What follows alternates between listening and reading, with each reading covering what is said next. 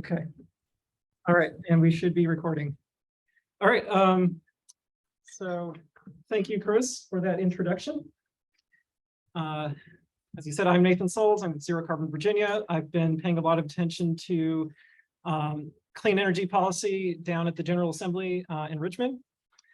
Just a couple of housekeeping notes. The way this talk's going to go, I'm going to go for about 25 minutes or so, and there's going to be a 10-minute break, and then I'm going to go for the second half. And then after that, if you have any questions, I will do my best to answer them. If you are on the Zoom with us, please hold your questions till the end, and you can just submit them via the Q&A button.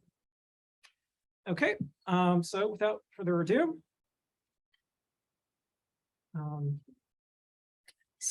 climate change is a problem. I realize I'm preaching to the choir here, but allow me to indulge myself here with a few slides that I think encapsulate this problem and its dire consequences. Okay, so global average temperature has not deviated from the average by much more than a degree for the past 11,000 years before the industrial era. This is a time frame that includes the invention of the wheel, cattle domestication, agriculture, and written language. So a lot of progress for human beings in this time span. Global average temperature is now the highest it's been in 11,000 years, as you can see. But what's really concerning is how rapidly this change is happening. So this is the industrial era here, and it's just shooting up there unlike anything we've seen in the rest of this time frame. Carbon dioxide is the primary greenhouse gas.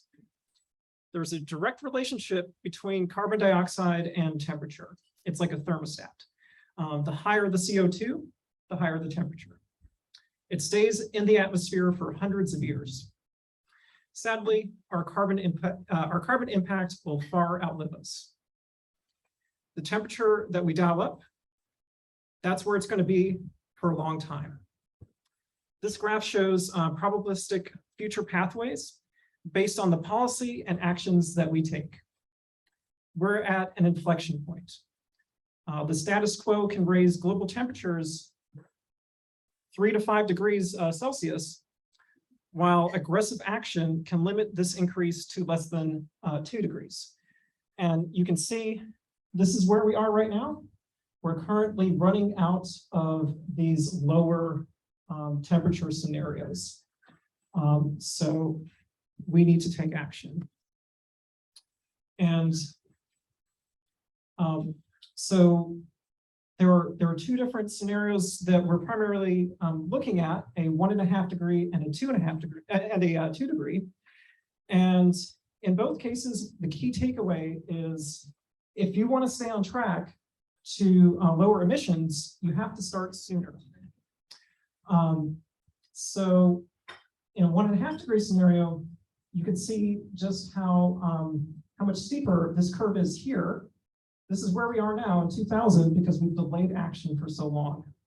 And the longer that we delay action, the more steep this downward curve is to get us on track to the 1.5 degree scenario. With 2 degrees, it's a little bit more forgiving. You can see these curves are a little bit less steep, but the same principle remains that the sooner you take action, the better. And the later you take action, the more aggressive that you have to be in your mitigation strategies. Okay. So there are stark differences between 1.5, 2 degrees, and 3 degree possibilities. But in any case, a warmer planet results in biodiversity loss, droughts, food insecurity, fires, extreme heat, sea level rise, flooding, and notably the coral reefs would be almost entirely eliminated in a 2 degree scenario. In short, we need to take aggressive action to minimize the changes to this planet that make it less hospitable for human beings. And we're very quickly approaching the 1.5 degree scenario. In fact, we may experience it within the next 5 years. We're starting to see some of the impacts of climate change right here in Virginia. Virginia is especially flood prone, especially prone to coastal flooding. According to a study out of Old Dominion University, Hampton Roads is the second most vulnerable area to rising seas behind New Orleans. According to the EPA, the sea level along Virginia's coast is likely to rise 16 inches to 4 feet in the next century.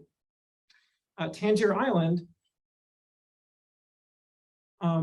originally settled in 1608, is losing 15 feet per year. This is a small island in the Chesapeake Bay. And it could become inhospitable in 25 to 50 years. And you can see in about 100 years, it barely looks like an island at all.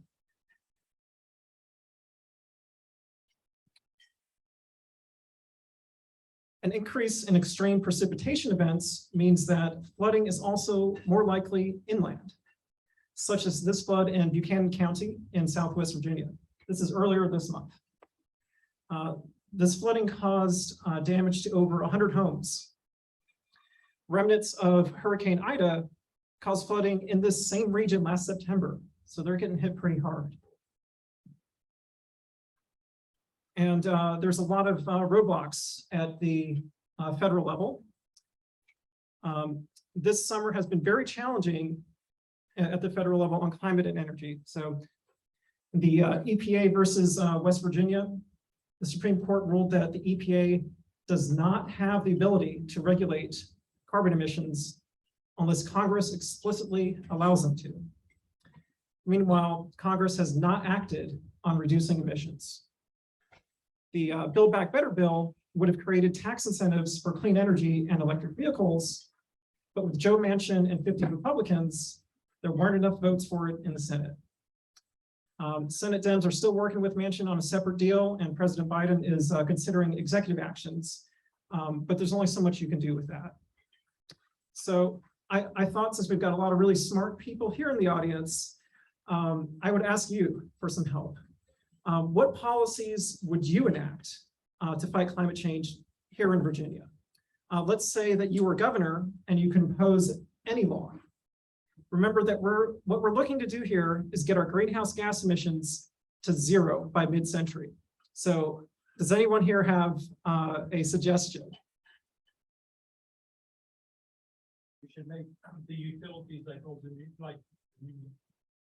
pay fair rates for solar be put back on the grid. That sounds like a great idea. Yeah, great.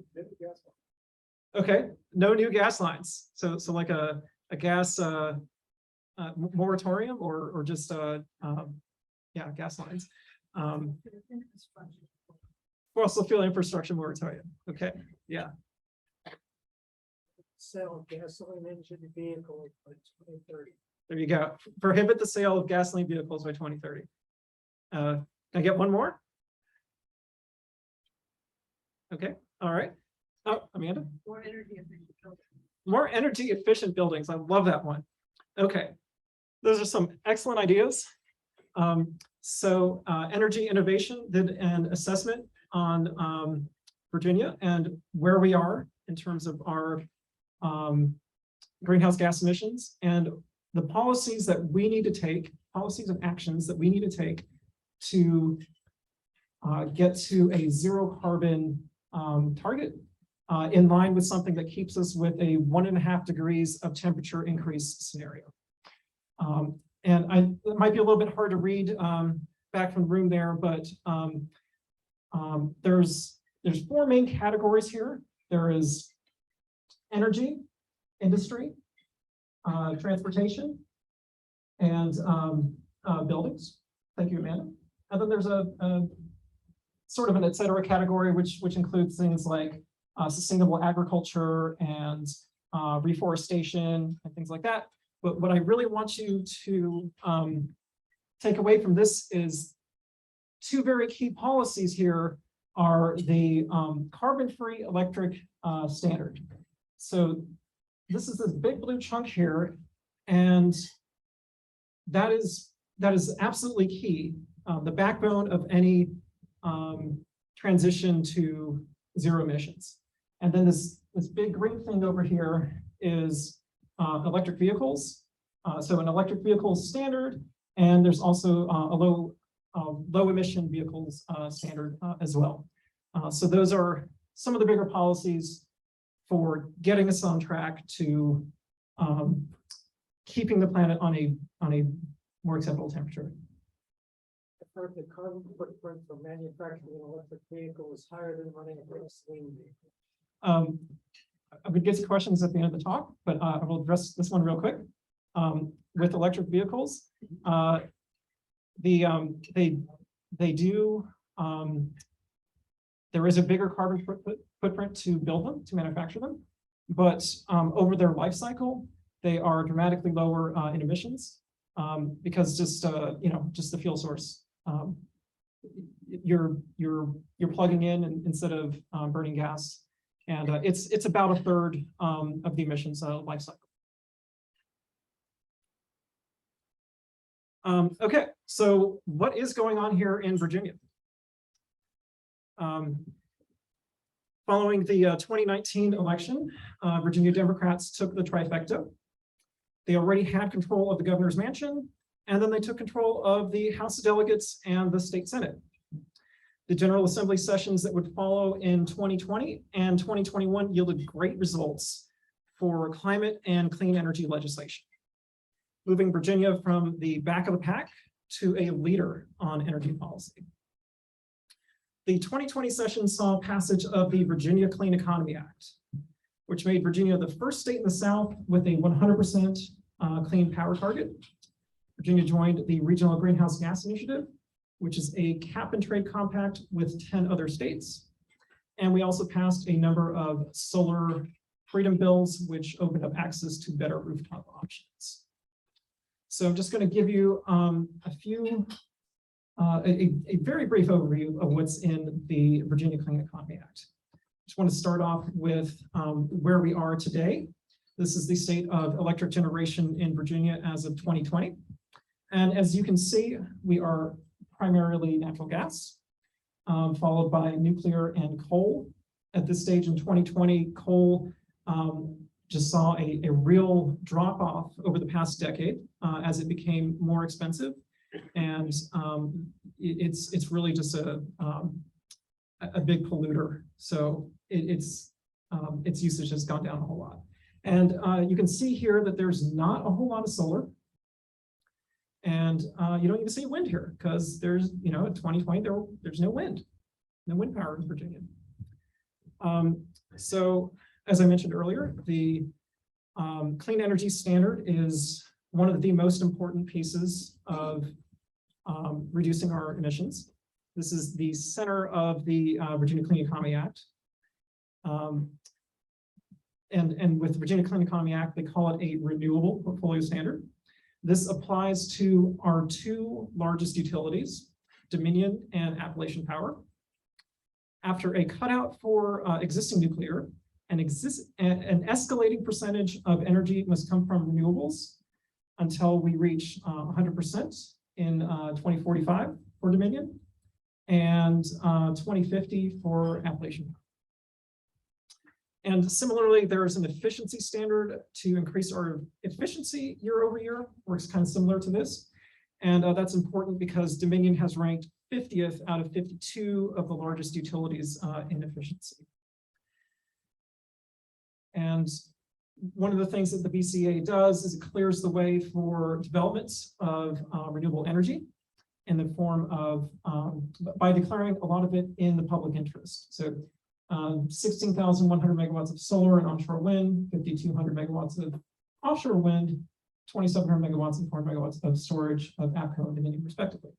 To put this into context, the offshore wind project called CVOW would be potentially the world's largest offshore wind project. Now, I will say, in the public interest, I just wanted to define that here a little bit. So when typically when a developer wants to build a project, they have to seek approval from the SCC. It's the primary regulatory body. The phrase "in the public interest" is a way for the General Assembly to put its thumb on the scales for the SCC's evaluation for a project. It's a way for them to say, just build it.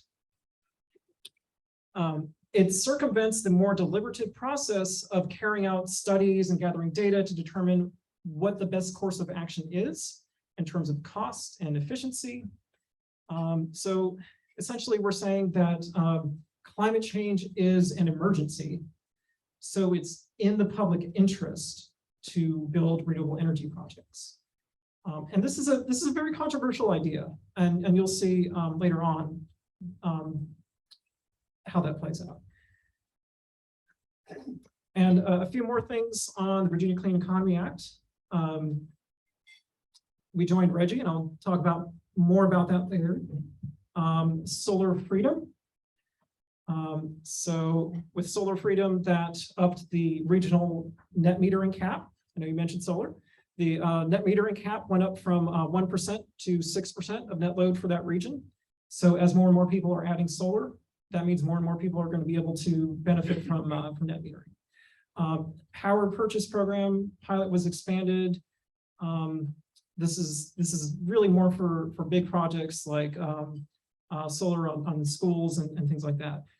35% of renewable projects will be from private non-utility companies. And the VCA calls for the shutdown of all coal plants, except for 2 of them. One of them was built in 2012, so they didn't want to shut it down too quickly. So an analysis from Energy Innovation says that the Virginia Clean Economy Act will cut overall emissions by 35%. That's the graph on the right there.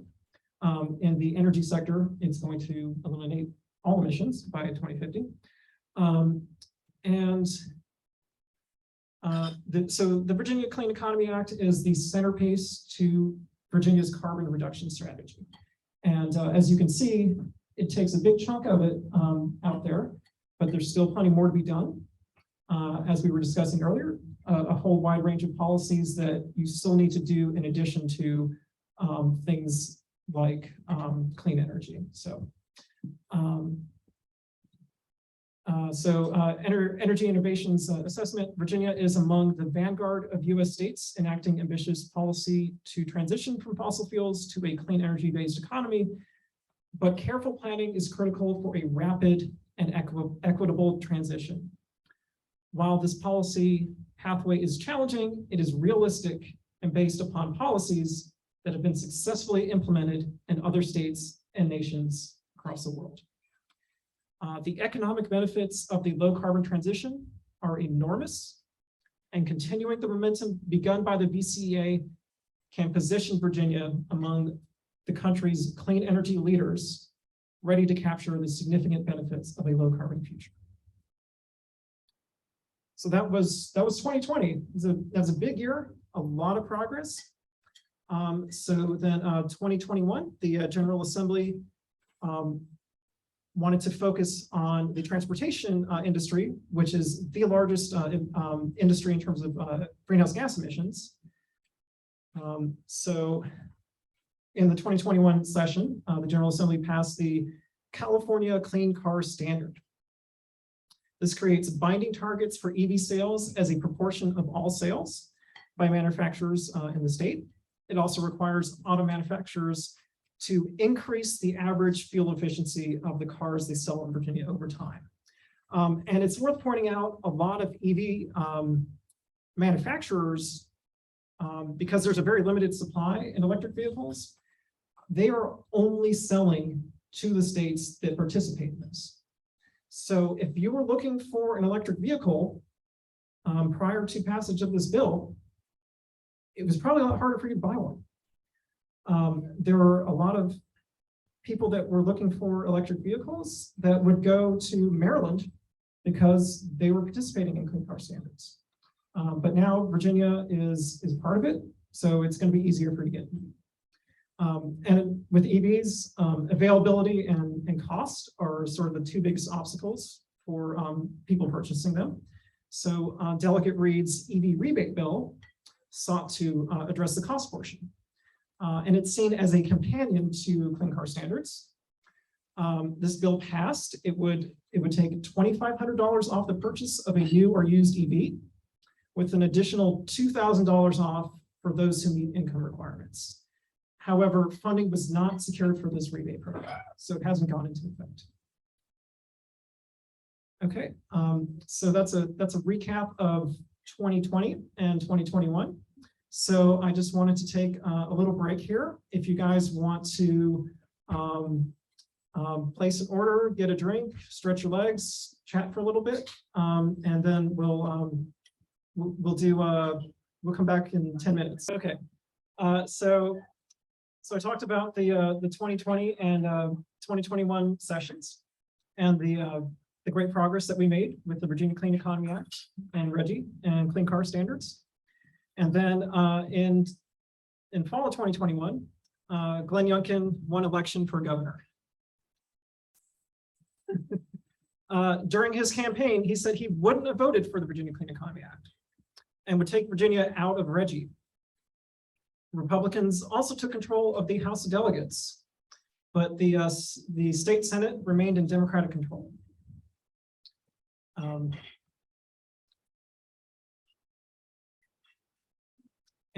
So during the Republican convention for governor, Glenn Youngkin made it clear how he felt about Virginia's clean energy policies. We need an electrical grid that is stable, and we absolutely have to change direction. We must change direction from the clean energy plan that was passed. We must change direction because it is not doable, affordable, or good for Virginia. Notice how often he says change direction. He says this while offering no plan for a clean energy transition, and instead calling for an all of the above energy strategy, which sounds like the kind of language we were using more than a decade ago. And he also says that natural gas is clean, which it is not. Natural gas is methane, and methane is a very potent greenhouse gas. In fact, over the first 20 years that it's in our atmosphere, it heats up the planet 80 times faster than carbon dioxide. So natural gas, definitely not clean. So one of the first things he did as governor was to nominate Andrew Wheeler and talk a little bit about who he is. So for 2 years, he was chief counsel to Senator Jim Imhoff. This is the senator most known for taking a snowball into the halls of Congress as evidence that climate change was not real.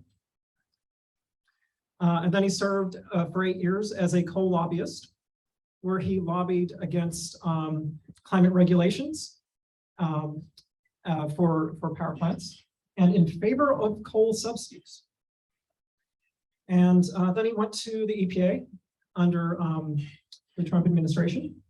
He was a deputy and then acting administrator until he became the administrator for 2 years.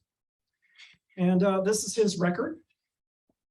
Bear with me here. It might be a little bit hard for you to see in the back. I'll take a little drink for this. Again, caps off. It's good stuff.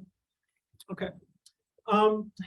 Andrew Wheeler's record at the EPA replaced the Obama-era Clean Power Plan with a weaker rule, eliminated the Office of Science Advisor and fired the head of the Office of Children's Health, disbanded Scientific Advisory Committee for Particulate Matter, restricted the use of scientific studies if the underlying data is not public or reproducible, gutted the coal ash rule, recommended unsafe levels of drinking water contaminants, rolled back Clean Water Act protections, delayed a report on formaldehyde by more than a year, ignored EPA scientists' advice to ban asbestos, weakened a rule restricting mercury emissions from coal-fired plants, rolled back pollution and fuel efficiency standards for vehicles, silenced climate science on the EPA website, removing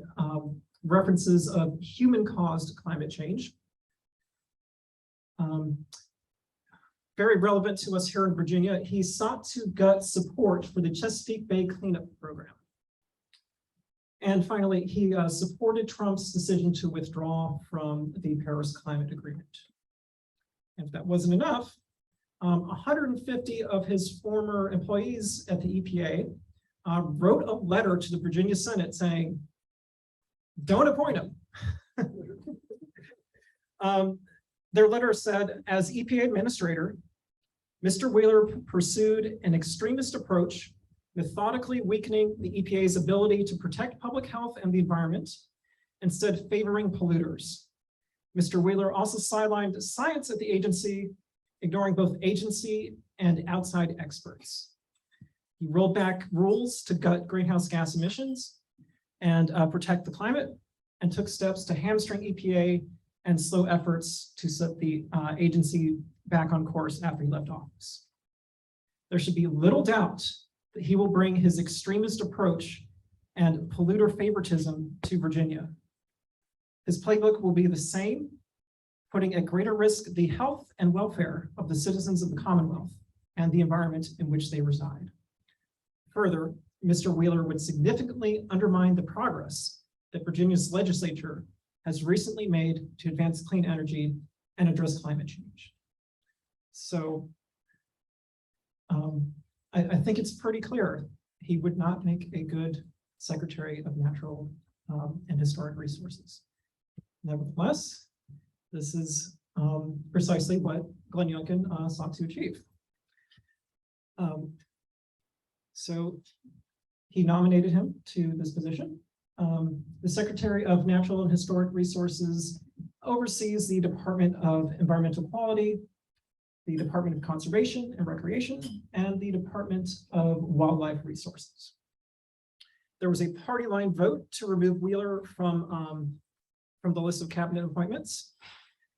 Senator Adam Evan, who's chair of the Privileges and Elections Committee, led the fight against Wheeler, saying his intelligence and subject matter expertise, he would use his intelligence and subject matter expertise to do exactly what he did at the federal level, and that is systematically deconstruct the regulations which protect our environment.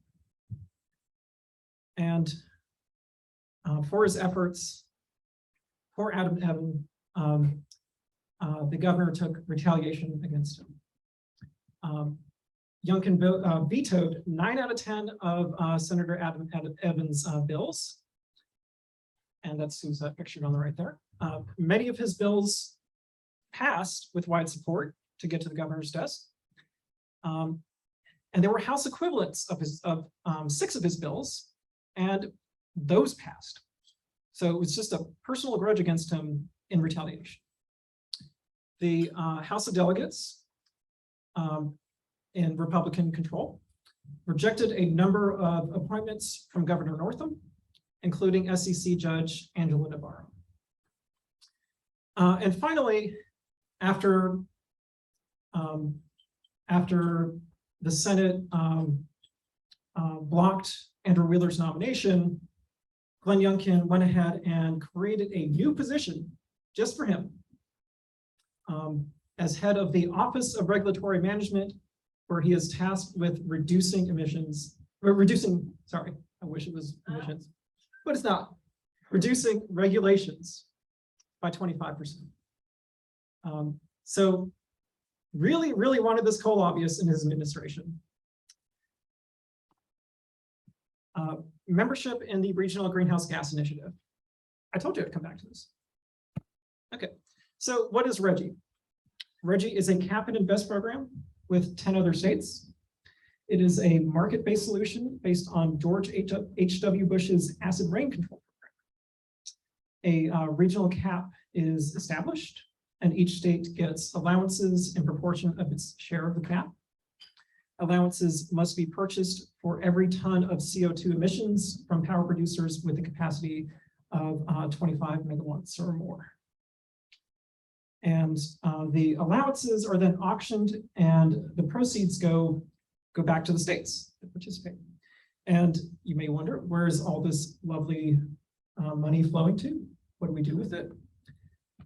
Here in Virginia, 45% of the revenue is used to assist localities and residents impacted by recurrent flooding, sea level rise, and flooding from severe weather. 50% of revenue used to support low-income energy efficiency programs, and the remaining 5% goes to administrative fees. Since joining the market in 2021, Virginia has received $302 million in auction revenues for these causes. Does Reggie actually reduce emissions? Emissions in the Reggie region have dropped, but it's a little hard to tease out whether that's because of Reggie or because of other policies. Many of the participating states have overlapping policies like renewable portfolio standards, and a lot of the emissions reductions can be attributed to shutting down coal plants, which may or may not have happened anyway. Early on, the cap for Reggie was set too high, resulting in little price pressure for the cap, but this has since been readjusted. But as you can see here, emissions in the Reggie region have gone down by 50%. On the graph on the right, that's Virginia's emissions over the past decade. And they've been pretty steady. They just haven't gone down. So could our participation in Reggie or other policies have taken us on this sort of downward curve? You know, what we've been doing just hasn't worked. A couple of quotes about Reggie from some experts. This is William Show, UVA economist. Virginia is part of the PJM interconnection. That's the region over there on that graph, on that picture. And on the PJM grid, a grid operator dispatches less expensive resources first. Reggie costs increase the likelihood that less carbon-intensive sources of energy will be prioritized. So that's one way that you get lower emissions with Reggie. And he said that of all the provisions in the Virginia Clean Economy Act, Reggie is the most efficient and the last one you want to get rid of. Walton Shepard from NRDC, emissions reductions can result from Virginia's regulatory environment in which the SEC essentially carries a stick to whack utilities for making bad investments in polluting fossil fuels. So again, the SEC is the primary regulatory body in Virginia, and they can say, like, if a developer wanted to build a fossil fuel power plant, well, hey, just a reminder, you're going to have to pay the Reggie fees associated with that. So maybe that's not such a great idea. So does Reggie participation increase rates to ratepayers? Well, so far it hasn't, compared to when you compare Reggie to non-Reggie states. So the bottom line here is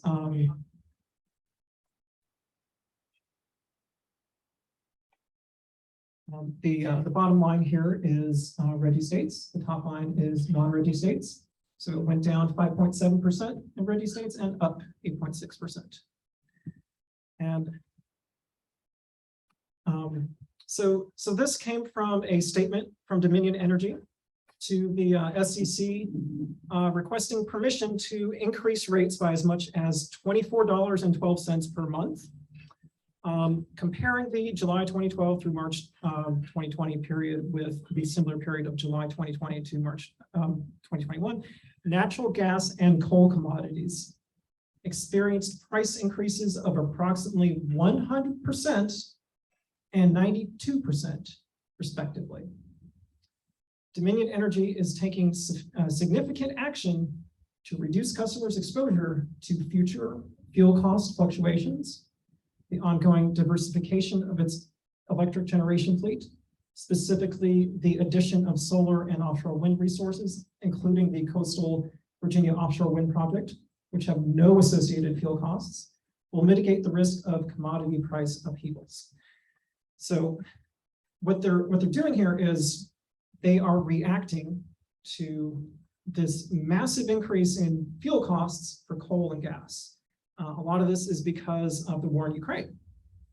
And when the cost of gas goes up, people stop using it, so they go to coal instead. So both of those prices have gone up. And Dominion is pleading for mercy here. They're saying, please let us increase rates on ratepayers by as much as $24 a month. We're doing all we can. We're doing renewables too. Look at us. We're doing the coastal Virginia offshore wind project. It's coming along. So I just want to say, it's pretty clear here when you're looking at fuel costs. Fossil fuels, you have a lot of volatility, and you have times like we're in right now, where you've got Vladimir Putin, and you don't know what he's going to do. You don't know what OPEC's going to do, but your renewables have no fuel costs. You've already invested the capital costs in them.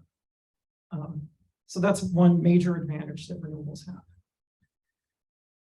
Okay, but back to Reggie. This has been a massive priority for Governor Youngkin.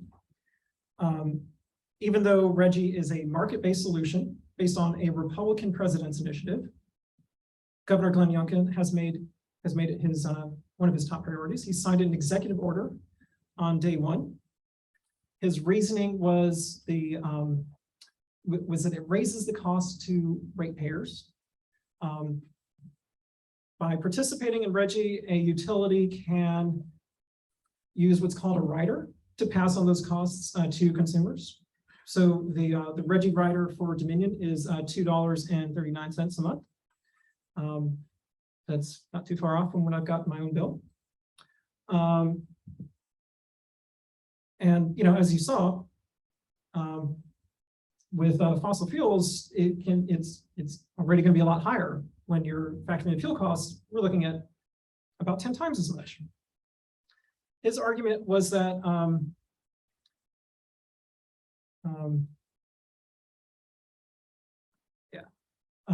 okay. So is this executive order that would take Virginia out of Reggie, is it legal? Well, you could go down the street and ask Mark Herring. He'll tell you. Our fellow Leesburg, former Attorney General, the Virginia Constitution is clear. The governor does not have the authority to single-handedly repeal or eliminate a law or regulation that has been passed by the General Assembly. It's a law. You can't use an executive order to undo it. So what do? They try to pass a law to undo it. HB 118 from Delegate Freitas would call for a repeal of the VCEA and Reggie.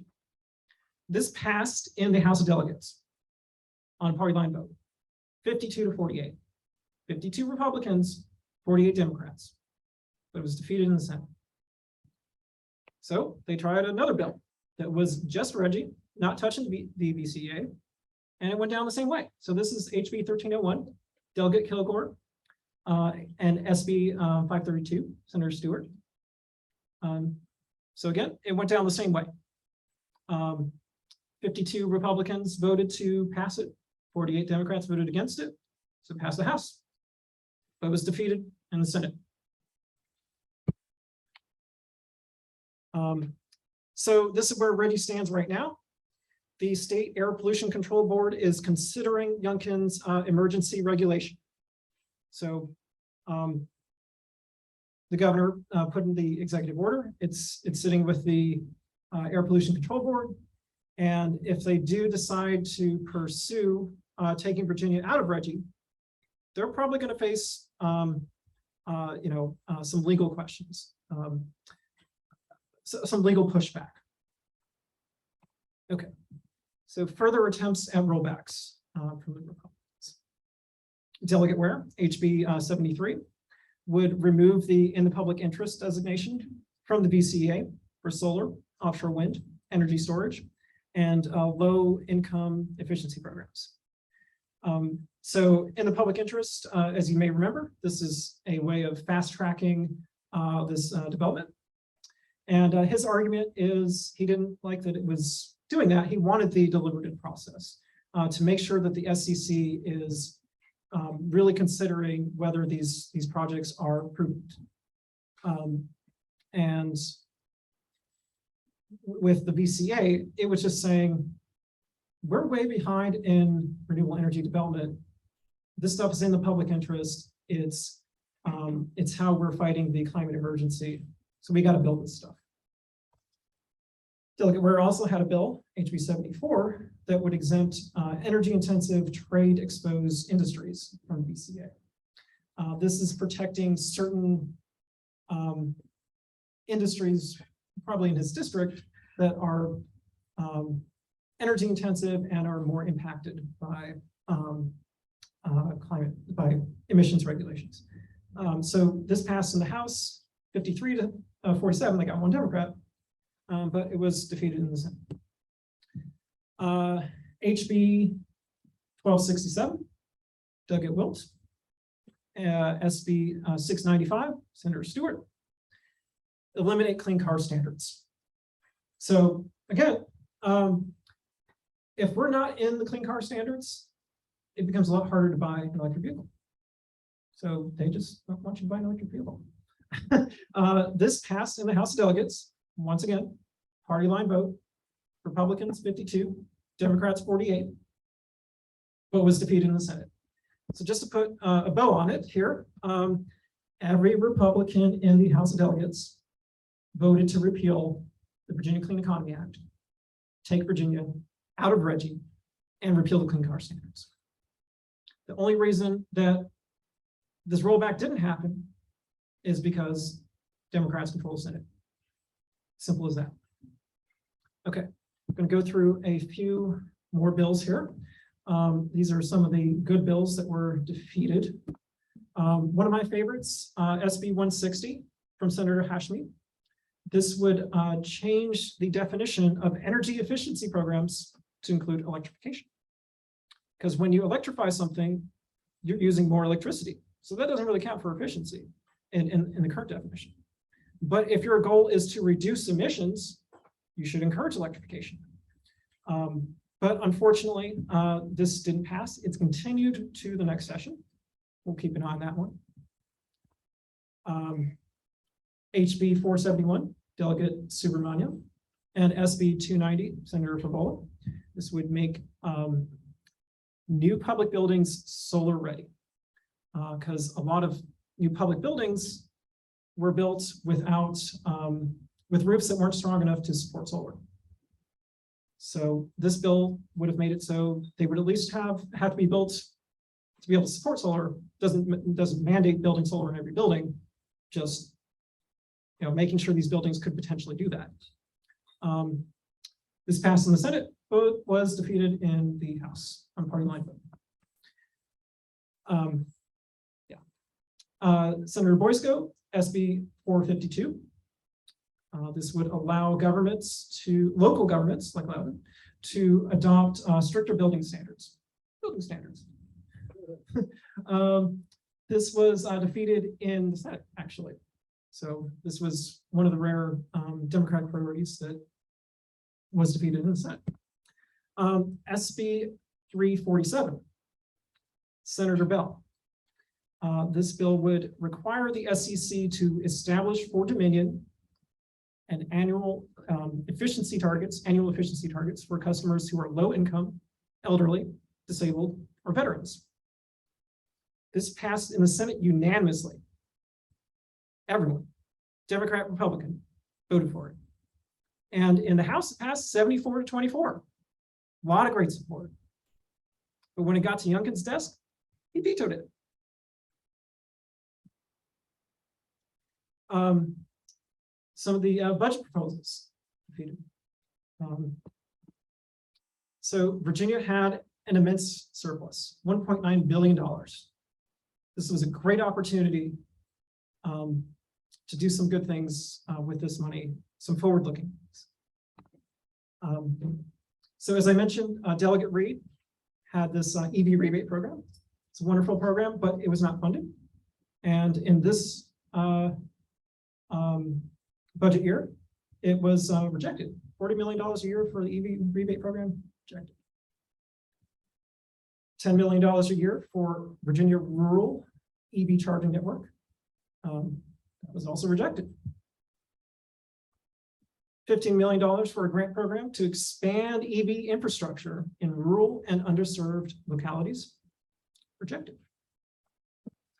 $20 million for driving decarbonization program and fund to encourage more widespread installation of EV charging, rejected.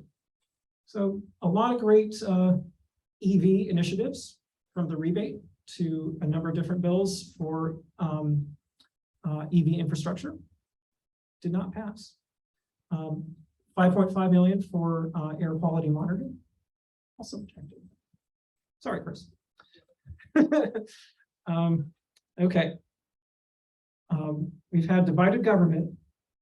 So these days, bipartisan bills are very rare.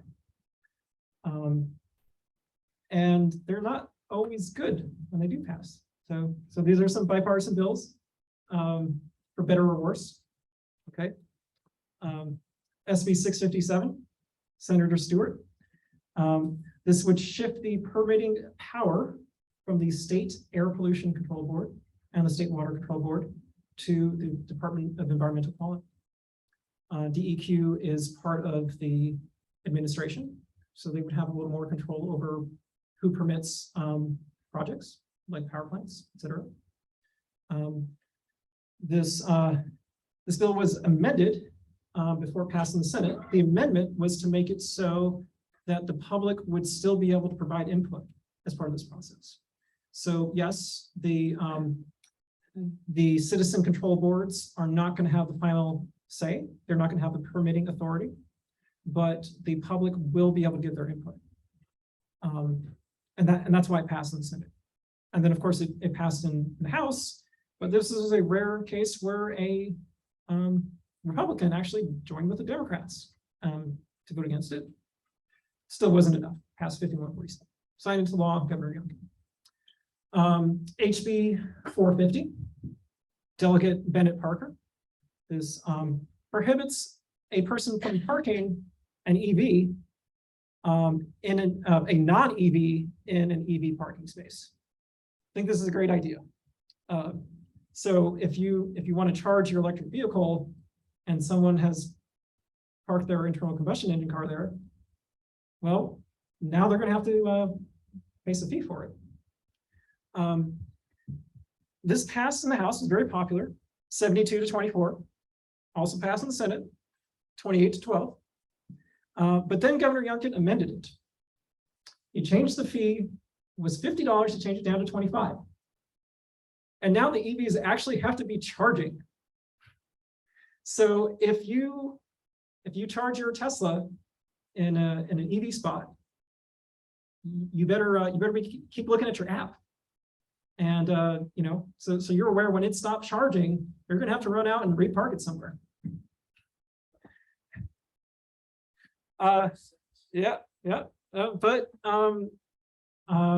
But that amendment was approved by the legislature. So the bill became law with the amendment. HB 206, Delegate Webert. Preserving forests and farmlands during clean energy development. So sometimes, so clean energy development, like solar and wind, take a lot of land resources. And sometimes you run into conflict with your fellow environmentalists who want to preserve the land. So this was a bill to protect forests and farmlands. Very popular bill. passed in the House 91 to 7, and unanimously in the Senate, signed into law by Governor. And finally, SB 686, Senator Mason. Personal property tax exemption for residential and mixed-use solar energy systems up to 25 kilowatts in size. Passed in the House 40-0, and the Senate 66-33, signed into law by Governor Youngkin. This is a good bill. But finally, we have it. At the end of my presentation, there's a good bill that passed the General Assembly and got signed by Governor Youngkin. Oh yeah. Personal property taxes.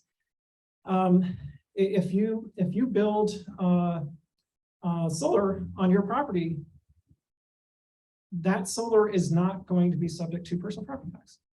I think it's a great idea, and Republicans tend to go for tax reductions. So finally, agreement. Okay. So what's next? As I mentioned, Regional Greenhouse Gas Initiative. If we're going to pull out of it, there could be some legal battles there, because once again, this was a legislative action that put us in it. Can you use an executive order to take us out? If Republicans take the trifecta in 2023, will they succeed in repealing the Virginia Clean Economy Act and the Clean Car Standards? Who will fill the SEC vacancy? So there's one vacancy, one judge in this essential regulatory body. So keep an eye out on that, see who gets appointed. That's going to give you a lot of, that's going to have a lot of impact on things like rates and the projects that get approved, et cetera. Okay, if we continue to have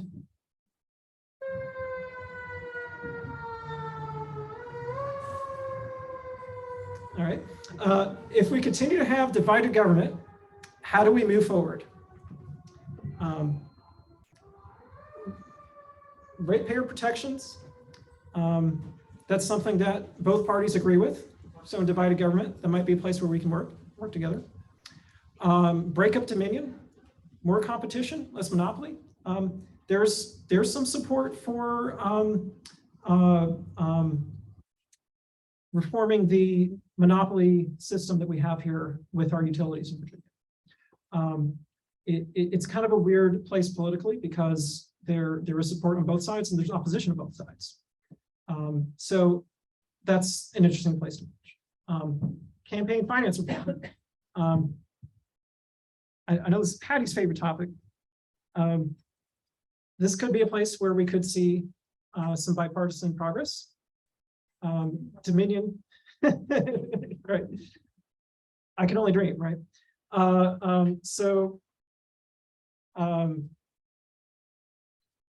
Dominion has a lot of influence on the General Assembly. And if we have some campaign finance reform, that would weaken their influence. And Democrats are not a fan of Dominion and its influence on our General Assembly. Not all of them, though. And Dominion finance ads attacking Youngkin during last election. So you might think that they might be motivated to do something about campaign finance. So far, no, but I can only dream. Okay, just some quick acknowledgements. I really want to thank the Virginia League of Conservation Voters, Mike Town and Chris Lane. They did some wonderful Zoom talks throughout the General Assembly session, and that was really my way of keeping tabs on what's going on there. They also recently put out their scorecard. They gave a score for the governor for the first time. So go to their website, check out what score they gave them, and check out how your own representatives fared in their scorecard. Also want to thank Sierra Club, Carbon Brief, and Skeptical Science. I get a lot of my background information from those sources. Media, Virginia Mercury. They are an excellent resource for keeping track of what's going on in the General Assembly. Sarah Vogelsong, in particular, covers energy policy, And congrats to her. She was recently named the editor of Virginia Mercury. Ivy Main, who is with the Sierra Club and also writes for Virginia Mercury on time to time, and LCDC and the LCDC Issues Committee. Thank you so much for the introduction and all the AV support, Chris Danny. My colleagues at Zero Carbon Virginia. So we've got a lot of you on the table over there. Thank you so much. And the Cransons online. And finally, Mike, thank you so much. Thank you so much, everyone at Showcase.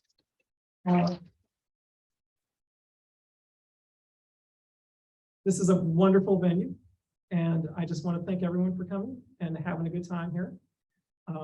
Who's ready for dessert? Okay. All right, and I just want to leave you with some hope. So we have some wonderful resources in Virginia for clean energy. It's going to make our clean energy transition better. The Bath County pump storage. So Amanda, you were asking me about this.